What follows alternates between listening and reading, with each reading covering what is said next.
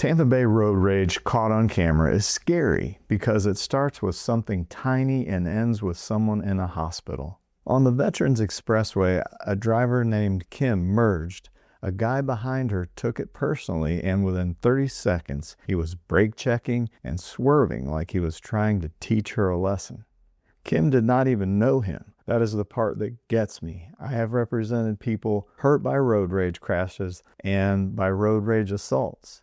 I am Doug Burnetti, a Tampa Bay personal injury lawyer that's been doing this for over 30 years, and today I want to react to what road rage looks like on camera and what you should do if you ever find yourself in the middle of it. First, let us separate two terms people mixed up. Aggressive driving is speeding, weaving, tailgating, and general impatience. Road rage, on the other hand, is retaliation, threats, intimidation, or intentional acts.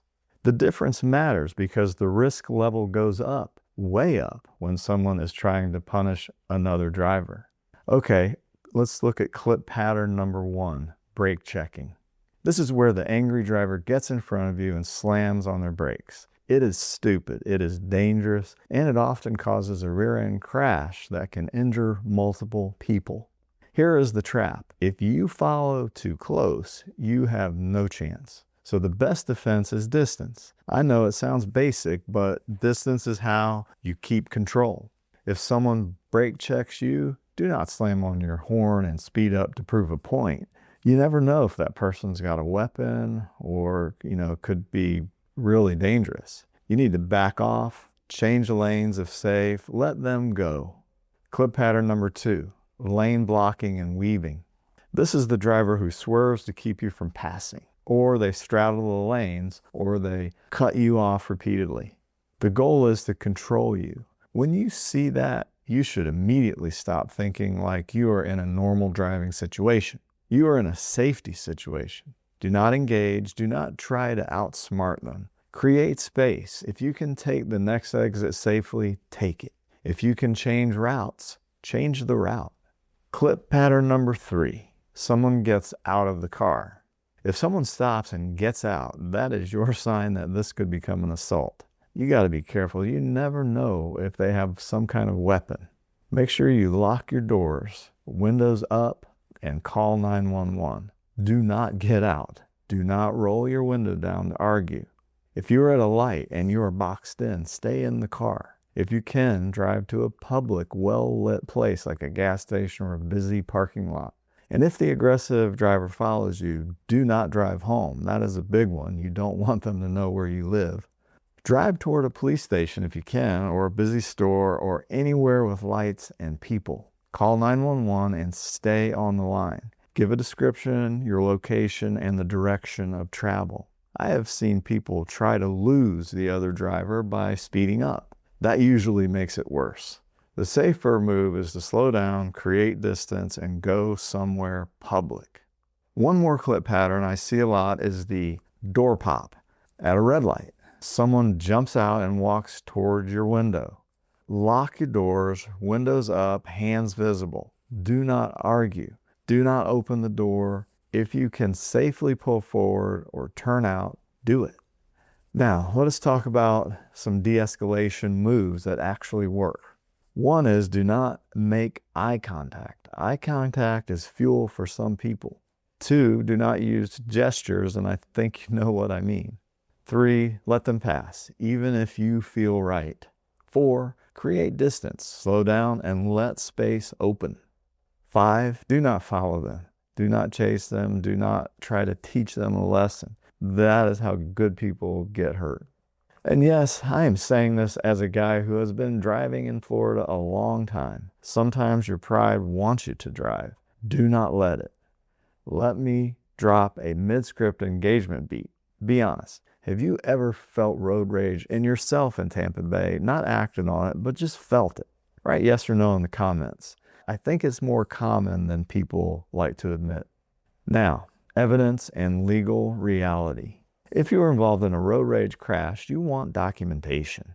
Dash cam helps, witnesses help, police reports help. If there is a threat or assault, report it. And medically, get checked out. People underestimate how violent a road rage crash can be. A sudden brake check impact can whip your neck. A sideswipe can twist your spine.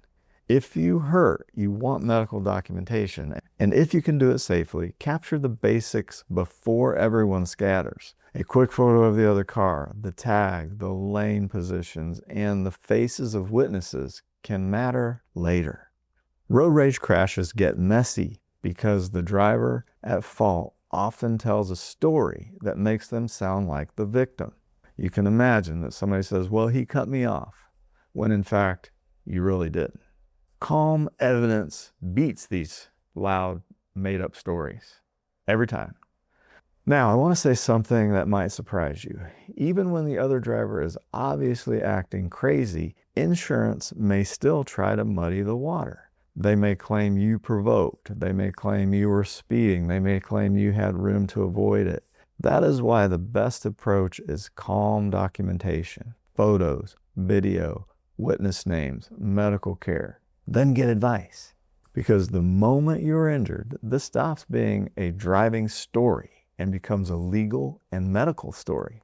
I want to add here that before you give the insurance company any statements, get legal advice. The words you use are important. If you assume that the road rage person intentionally wanted to hurt you physically, and you tell the insurance company that, it may affect the coverage that that person has. Remember, insurance companies don't always have to pay for intentional conduct. And intentional is a legal term meaning that they intentionally wanted to cause you injury or cause you the injury they caused.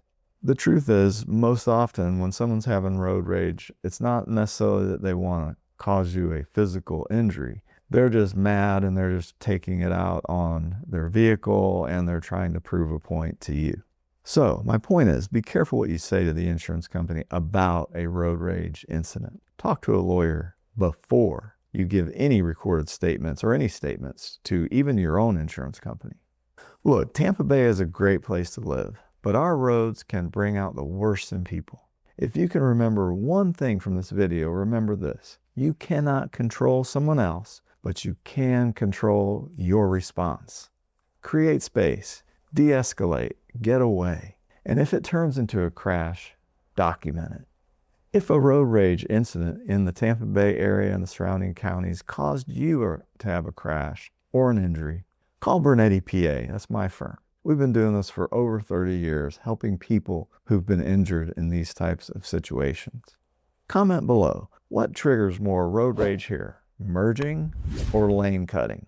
Pick one and let us know your thoughts.